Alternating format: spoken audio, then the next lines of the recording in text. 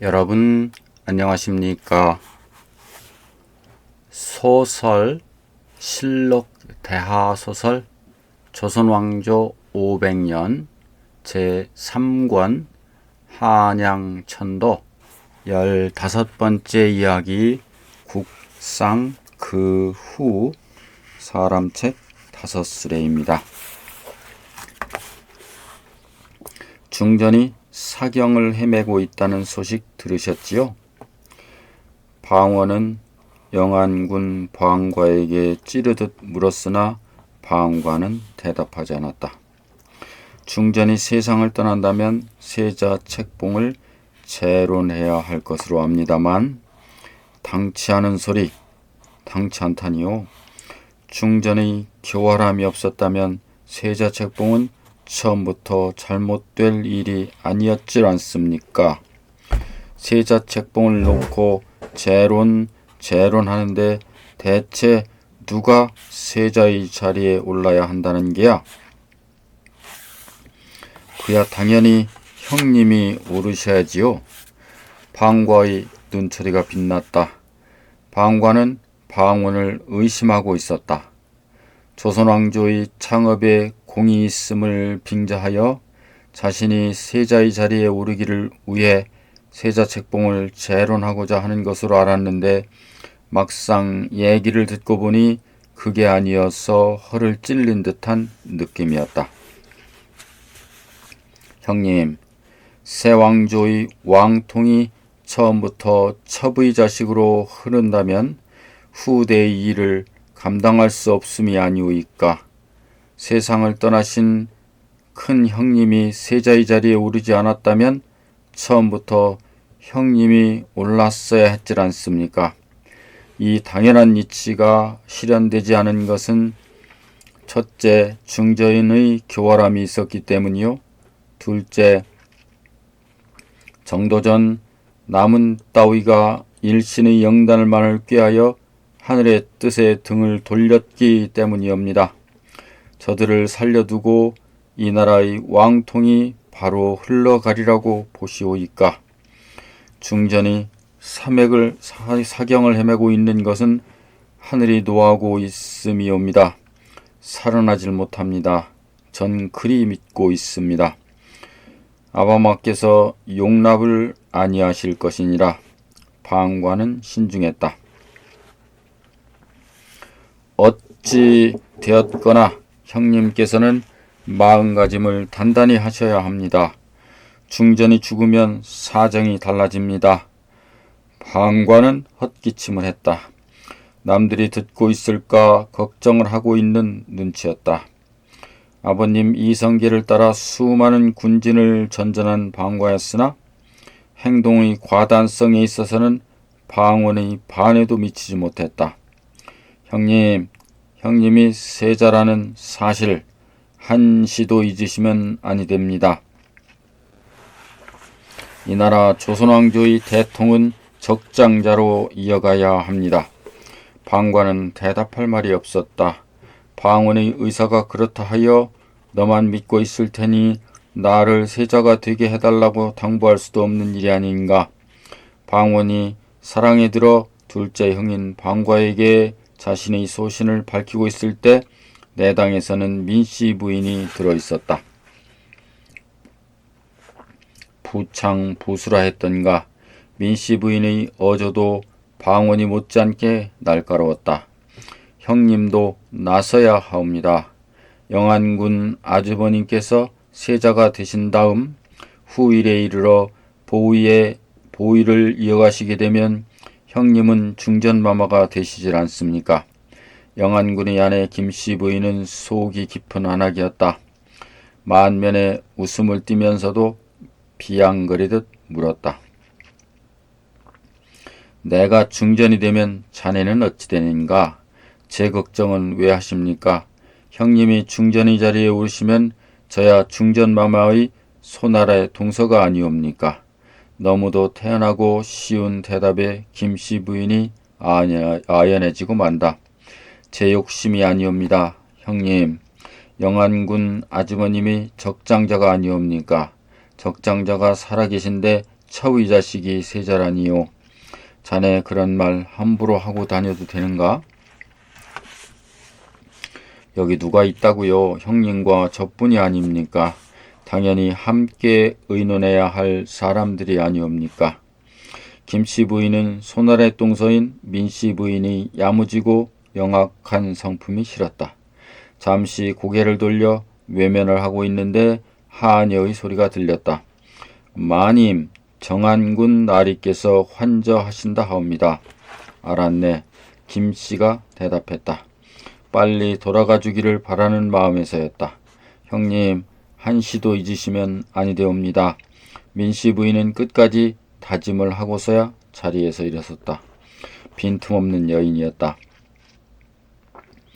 햇볕은 따가웠어도 바람은 서늘했다. 추석을 며칠 앞둔 절기라 지나는 사람들도 활기에 넘쳐 있었다. 먹지 않아도 배가 부르다는 가을이었다. 태조 이성계는 중신들을 편전으로 불러 각 연안의 방비를 강화하도록 지시하고 있었다. 왜구의 창고를 잊으면 아니됩니다. 지난 500여 년 동안 왜구의 약탈은 쉼없이 계속되어 오질 않았소. 저들의 행패를 막아야 합니다. 그래야 백성들이 마음 놓고 생업에 종사할 수 있어요. 그러하옵니다, 전하. 추수철이 아니요. 공들여 농사를 짓고 애써 추수한 곡식을 왜구의 손에 넘겨서는 아니됩니다. 치문하부사, 예. 나문이 대답했다. 내 지난번 각도의 병사의 수를 헤아려 병부를 만들라고 했어요. 그러하옵니다. 완성된 병부에 따르오면 이 나라 조선의 총 병력은 30만 1,300명이옵니다. 조선왕조 초기의 총 병력이 30만을 넘는다면 지금에 비하여도 손색이 없는 당당함이었다. 그러나 지금과 같이 조직적인 것이 아닌데 문제가 있었다. 보병과 기마병이 20만 800여 명, 영리와 향리가 10만 500여 명, 그래서 30만을 넘고 있다. 심장군, 태조 이성계는 청성백 심덕부를 불렀다. 사사롭게는 사돈이 되는 사이였지만 오랜 세월을 군진에서 같이 보낸 동료이기도 했다. 이 나라의 연안이 왜구에게 짓밟히는 것은 군율이 서있질 않기 때문이에요. 그러하옵니다, 전하. 병법에 이르기를 규율이 있는 적은 맞이하지 말라 하였고 깃발이 정연한 적과는 싸우지 말라 하지를 않았소. 그러하옵니다. 하교의 말씀을 바꾸면 군율이 엄한 군대에게는 아무리 센 적도 싸움을 걸어오지 아니하고 깃발이 정연하면 적은 피해가게 되는 것이옵니다. 이를 말씀이요. 이 나라의 연안을 지키는 병사들에게 군율을 세우세요. 한 치의 땅도 왜구에게 짓밟혀서는 아니 될 것이요. 명심하여 거행하겠사옵니다. 8월에 접어들자 왜구의 침입이 극성을 떨었다. 병선 120천억을 몰고 온 왜구들은 삼남 연안을 강타하고 병선 16척을 탈취해갔고 수군 만호 이춘수를 죽였으며 동래 기장 동평성이 함락당하는 등의 극심한 피해를 입고 있었다. 조정에서는 심덕부로 하여금 전군의 기강과 군율을 확립케 하고 예빈경 신유정으로 충청 전라 경상의 경차관을 삼아 왜구를 수통케 했다. 현비 강씨의 병세가 위독하다는 전갈이 있은 것은 이때였다. 태조 이성계는 판내시부사 이득분의 집으로 거둥했다. 세자 방석이 뒤를 따랐다. 현비 강씨는 혼미해지는 정신을 가다듬으며 세자를 찾고 있었다. 세자를 어마마마 심기를 편안히 하시옵소서. 경순공주는 어머니의 손을 잡으며 울먹였다. 중전마마 전하와 세자께서 곧 드실 것이옵니다. 이제의 안타까움도 공주 못지않았다. 주상전하 듭시오. 내시의 소리가 길게 울리고 태조 이성계와 세자 방석이 방으로 들었다. 세자 세자 어마마마 세자이옵니다. 현비 강씨는 세자를 보자 약간 안도하는 듯했다. 중전 심기를 편하게 하세요. 모든 백성들이 중전의 쾌차를 빌고 있어요. 태조 이성계는 속삭이듯 중전을 위로했다. 망극하옵니다. 망극할 게 무엇 있는가. 털고 일어나면 그만인 것을. 후후. 현비는 가쁜 숨결을 한숨으로 토해냈다. 어마마마 명산 대찰서는 불공을 들이고 있사옵고 이 죄 이하의 모든 죄인들도 석방했사옵니다. 아무 심려 마시고 하루속히 쾌차하시옵소서. 고맙소 세자. 현비 강씨는 방석을 향해 손을 들었다. 방석은 두 손으로 어머니의 파리해진 손을 잡았다. 강씨는 보일 듯 말 듯 미소를 담았다. 중전 정신을 차려요. 태조 이성계가 심상치 않은 얼굴로 현비 강씨를 들여다본다. 임종인 것 같았다. 전하 말씀해 보시오. 세자 아직 어리옵니다. 세자를 보살펴 주시옵소서. 심려하지 마세요. 중전께서 심려하실 일이 아니지 않소. 고맙사. 현비 강씨는 채 말을 마치지 못한 채 숨을 거두었다. 세자 방석은 현비 강씨의 시신에 매달린 채 통곡했고 경순공주의 흐느낌은 태조 이성계의 가슴을 도려내듯 처절했다. 국상이었다. 조선 왕조가 창업된 지 5년 처음으로 맞는 국상이었다. 1396년 태조 5년 8월 13일의 일이었다. 현비 강씨는 본관은 곡산 강윤성의 따님으로 태어나 장군 이성계의 경처가 되었던 여인이었다. 향처 한씨가 조선왕조의 개국을 앞두고 세상을 떠났으므로 중전의 자리에 올랐고 그녀의 핏줄인 방석으로 세자를 책봉할 만치 정치적인 수완을 발휘했던 여인이기도 했다. 태조 이성계는 통곡하며 슬퍼하였고 10일간이나 조회와 저자를 파했다. 현비 강씨가 임종한 다음 날인 14일에는 세자와 백관들이 마지를 띠고 고글했고 소렴을 했으며 장례를 치르기 위해 사도감 13소를 설치하고 구궁으로 빈소를 옮겼다. 또한 보름달에는 태조 이성계가 친히 백의와 백관의 모습을 하고 암동에 나가 능지를 물삭했다. 내 부덕함일 테지. 태조 이성계는 허탈해했다. 밤마다 빈전의 뜰을 거닐면서 자신의 부덕함을 탄식했다. 태백성이 유난히 밝았다. 전하 바람이 차옵니다. 침전으로 드시옵소서. 내시와 지밀상궁들이 눈물로 가내도 태조 이성계는 넋을 잃은 듯 하늘을 보고 있을 따름이었다. 천벌인가 그런 생각도 했다. 조선왕조의 창업 과정에서 얼마나 많은 사람들이 비명에 갔는가. 최영이 같고 우왕, 창왕, 공양왕도 같다. 정몽주도 같으며 이색도 같다. 두문동에서는 수많은 선비들이 불타 죽었고 왕씨들은 해주 앞바다에서 수장이 되었다. 큰아들 방우가 죽었고 이제 사랑하던 중전마저 잃었다. 10년 남짓한 세월이었지만 끔찍한 일들만이 연속되어 왔었다. 봉상시에서 현비 강씨의 존호를 신덕왕후라고 지어 올렸고 능호를 정능이라 올렸다. 태조 이성계는 끄덕일 뿐 말이 없었다. 신덕왕후의 장례일은 다음 해인 태조 6년 1월 3일이었다. 장지는 시현방 북녘 언덕이었다.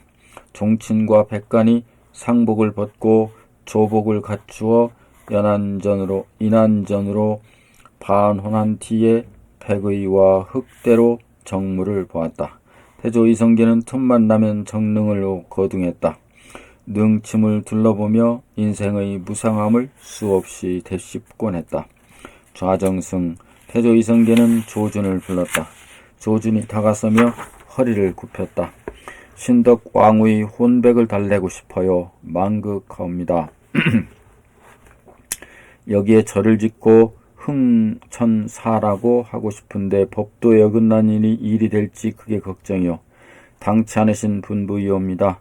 전하께서 승하오신 중전마마의 혼백을 천도하시고자 하는 일은 사사로운 정이신지라 국법과는 상관이 없는 줄로 하옵니다.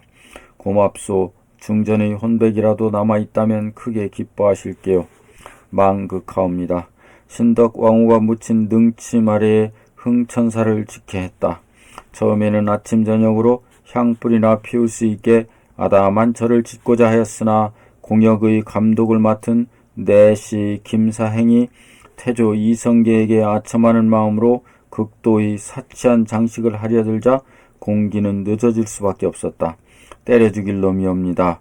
불알도 없는 놈이 아첨만 일삼으니까 늦어지는 것이 아니오이까. 이숙번이 정한군 방언의 앞에 이르러 이같이 소리쳤다. 내 언제 자네들어 그 같은 일에 관여하라 하든가. 방언은 따끔하게 나무라고 나섰다. 숙번은 안산 군수에 제수되어 정릉과 흥천사의 역사에 나가 있었고 안산이란 지금의 시흥의 일부에 해당되는 곳이다. 병사는 얼마나 거느리고 있느냐? 방언이 찌르듯 물었다. 20 좀 넘사옵니다. 이놈아 20이라니 언제 무슨 일이 있을지 모르니 시인은 거느리고 있으라 하진 않았더냐. 나으리 소인이 거느린 병사가 비록 20명 정도라 해도 이들은 호랑이도 때려잡을 수 있는 정병들이옵니다. 심려 마시옵소서. 내가 부르면 지체 없이 달려올 수 있으렸다? 있다마다요. 정릉 역사장에서도 달려올 것이며 안산에서도 달려올 것이옵니다. 어김없으렸다? 숙번이가 하는 일이오이다. 나으리. 방언은 수염을 쓰다듬었다. 흡족하다는 뜻이기도 했다. 숙번이가 안산 군수에 제수된 것은 방언의 포석이었다. 현비 강씨가 없어진 마당이라 세자의 일당을 몰아낼 궁리를 하고 있는 방언이었다. 그러기 위해서는 병사가 필요했다. 도성에서 멀리 떨어져 있지 않은 안산쯤에 숙번을 보내놓고 그로 하여금 언제든지 병사를 동원할 수 있게 해두었는데 정릉의 역사에 이숙번의 병사들이 동원되어 있으니 거사를 하기에 안승맞춤이었다. 언제쯤이옵니까? 숙번은 방언을 위해 큰 공을 세우고 싶었다. 그래서 거사일을 물었다. 아직은 때가 아니니라. 나으리 역사가 끝나기 전에 일어서야 할 것이옵니다. 알고 있느니라. 하오시면 안산군수는 내 말만 명심하면 될 것이야. 내 부름이 있을 때 단걸음에 달려올 수만 있다면 내 소임은 끝났음이 아니겠느냐. 명심하겠사옵니다. 기회를 잡기란 뜻과 같이 쉽지는 않다. 방언은 7점선을 통하여 동궁의 동태를 수시로 점검하면서 자신이 골기할 수 있는 가장 안전한 기회와 명분을 찾고 있었다. 흥천사가 완공이 되었다. 그때까지도 방언은 초조한 나날을 보내고 있었다. 태조 이성계는 호화롭게 장식된 흥천사에서 향을 피우고 정릉의 공역을 돌아보곤 했다. 허전한 심기를 달랠 길이 없는 모양이었다. 환궁을 해서도 침전의 동척은 새벽이 되도록 꺼지지 않았다. 후궁을 맞아야 되겠어요. 누구 입에서 나온 말인지는 모른다. 중전을 잃은 태조 이성계가 후궁을 맞이한다면 마음의 위안을 삼을 수가 있을 것이라는 의견이었다. 법도로 봐도 하자가 없는 일이며 어려운 일도 아니었다. 귀옛말로 흐르던 후국 영입론이 마침내 공론으로 정해진다. 좌정승 조준이 후궁의 영입을 거론했다. 내가 이 나이에 후궁을 맞이하다니 당치 않아요. 태조 이성계는 거절할 기미를 보였다. 전하 하오시면 새 중전마마를 간택하시옵소서. 허허허 그건 더욱 당치 않아요. 전하 권위를 비워두신다면 종모에 불충하시는 일이 없고 조종 중신의 불충이 되옵니다. 윤호하여 주시옵소서. 태조 이성계는 아무 대답도 하지 않았다. 그러나 조주는 집조했다. 전하, 신등이 미력이 남아 전하를 향한 충절을 다짐하고 있사온데 전하께서 이를 간합하지 아니하시면 신등의 불충은 멀리 충원에까지 퍼져나갈 것이옵니다. 윤화하여 주시옵소서. 경의 충성을 받아들인 다음 과인의 부끄러움을 무엇으로 감당하겠는가? 당치 않으신 분부이옵니다. 전하께서 새 중전마마를 맞아들이시는 일과 몇 사람의 후궁을 맞이하는 일은 부끄러운 일이 아닌 줄로 아옵니다. 제왕이 묻히라 함은 이를 두고 이르는 말이옵니다. 신등의 가련한 처지를 어여삐 살펴주시옵소서. 당장 간합하지는 않을 것이나 생각을 해보기는 할 터인즉 서두르지 마시오. 성은이 망극하옵니다. 조주는 이 정도에서 물러났으나 방과를 비롯한 방의 방간 등이 적실소생과 그 지엄이들이 며칠을 두고 졸랐고 조정 중신들도 정성을 다해 주청하는 성의를 보였다. 새 중전을 맞이한다 함은 당치 아니하고 너희들의 뜻이 그러하다면 후궁은 맞이할 것이나 이 일로 해서 백성들을 번거롭게 해서는 아니 될 것이니 이 점 명심하렸다.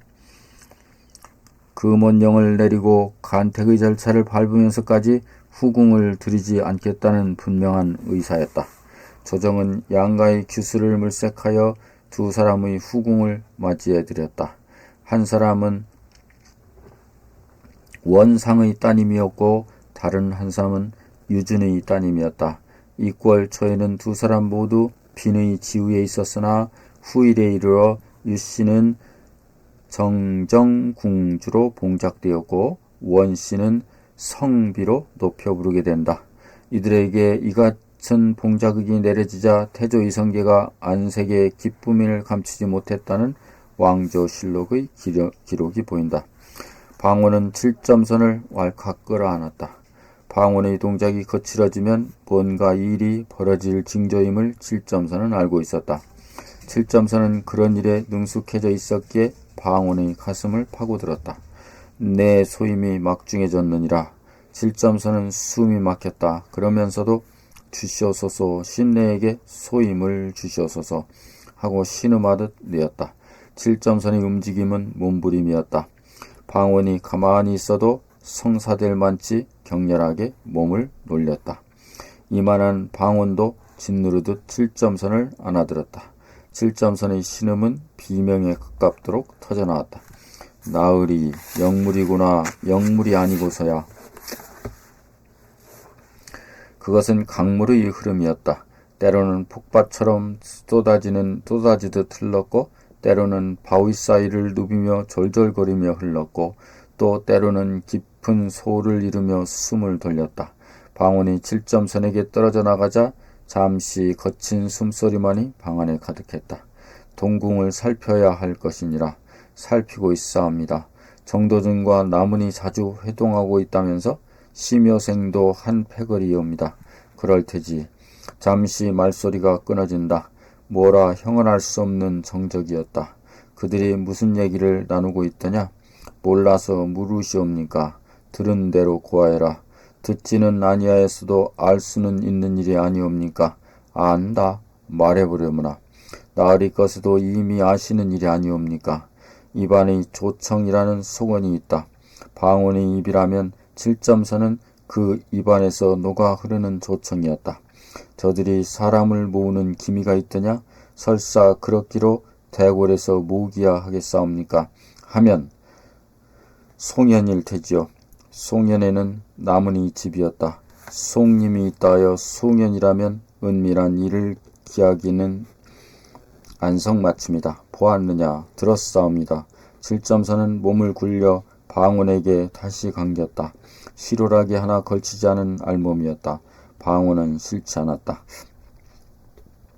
나으리 언제까지 대궐에 있어야 하옵니까? 7점선의 입술은 방원의 입가에 와 있었다. 아직은 내 소임이 끝나질 않았어. 나으리 너를 버리지는 않을 터인즉. 입술이 겹쳤다. 방원은 말할 수 없었다. 으스러지도록 7점선을 다시 안았다. 밤이 가면 아침이 오는 것. 매사는 순리대로 흘러야 한다. 그러나 방울은 그 순리를 힘으로 거역하고자 했다. 그것은 성품이었다. 세자 책봉은 다시 해야 한다. 방울은 이 일 하나만을 위해 태어난 사람처럼 몰두해 있었다. 창칼까지 마련해 두었어도 기회는 좀처럼 오지 않았다. 태조 이성계가 정릉과 흥천사에 거둥하는 일이 잦아지자 정도전, 남원, 심효생 등이 회동이 잦아진다. 이들은 희미하게나마 방원의 움직임을 눈치채고 있는 듯했다. 정도전과 남원은 세자의 사부이며 심효생은 세자의 장인이다. 세자의 지위를 튼튼히 하는 것은 방원으로부터 세자를 지키는 일이며 그러기 위해서는 이들 세 사람이 자주 회동하여 대책을 강구하는 것은 당연한 일이 아니겠는가. 정한군의 동태를 소상히 살펴야 합니다. 심상치 않은 움직임이 있다는 소문이에요. 정도전이 먼저 입을 열어 두 사람은 심중을 타전했다. 그럴 테지요. 정한군 쪽에서 보면 이런 때가 오기를 손꼽아 기다렸을 수도 있는 일이 아니오이까. 나무는 즉각 정도전의 의견에 동조하고 나섰다. 세자 저하의 일이 걱정이오이다. 심효생은 세자의 장된 처지라 세자를 걱정하는 것으로 자신의 뜻을 개진했다. 주상전하께서 정정하시온 터에 크게 걱정할 일은 아니나 그렇다고 방심해서도 안 될 테지요. 남은의 의견이었다. 사실 이들에게는 현비 강씨의 죽음이 타격이 되었다. 정도전과 남은은 그들의 학문으로만 태조 이성계의 신임과 총애를 받고도 남을 인물이었으나 현비 강씨의 비호가 있는 것과 없는 것의 차이는 하늘과 땅만치나 큰 것이었다. 무슨 방도가 없겠습니까? 만일 사태에 대비하자면 말씀이오이다. 역시 정도전이 물었다. 이런 일에는 남은이 보다 적극적이었기 때문이었다. 여차직하면 피를 보게 되겠지요. 피를요? 돌이 없질 않습니까? 정한군의 성품을 아는데요. 정도전이 끄덕였다. 심여생이 조심스럽게 입을 열었다. 빈궁의 에비덴 처지라 말씀드리기 어렵습니다마는 세자 저하를 지켜주실 분은 두 분 대감 뿐이십니다. 주상전하께서 정정하신 터이라 크게 심려할 일은 못된다 해도 만인의 일이 생겨서 사람을 모아두는 게 화근을 막는 계책일 것 같습니다마는 말소리가 조용하고 힘이 없어 보였지만 심여생의 계책은 상당히 구체화되어 있었다. 학문은 정도전이 높아도 계책은 남은이 한 수였다. 당연한 말씀이에요. 칼 잘 쓰고 활 잘 쏘는 장전들이 있어야지요. 치기 위한 것이라면 몰라도 지키기 위한 것이라면 죄가 될 게 없을 테고요. 정도전과 심여생이 송현에 있는 남은이 집을 나선 것은 밤이었다. 이들은 무심히 말에 올라 집으로 들어가고 있었으나 마천목, 목인의 눈초리가 지켜보고 있음을 알지 못했다. 방호는 그들 세 사람의 동태를 면밀하게 살피고 있었다. 이 같은 방원의 심중을 아는 사람은 하윤과 민재뿐이었다. 정도전, 심여생이 남은이 집에 자주 들리는 것처럼 하윤과 민재도 방원의 집에 자주 들렀다. 지금입니다. 지금이 아니면 실기하고 말 것이옵니다. 방원의 불같은 성미는 매사에 직결해야만 시원하다.